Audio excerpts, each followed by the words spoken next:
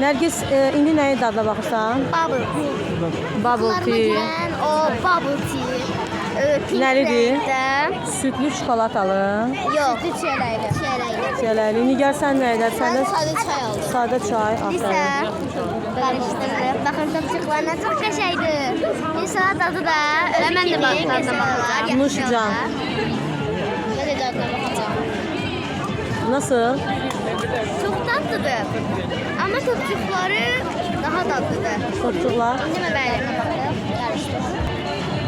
İçində nə var Nərgiz? Topçuqlar var. Bəli. Marmelat kimi. Marmelat olur, jilbon. Jelibon kimi. Aha.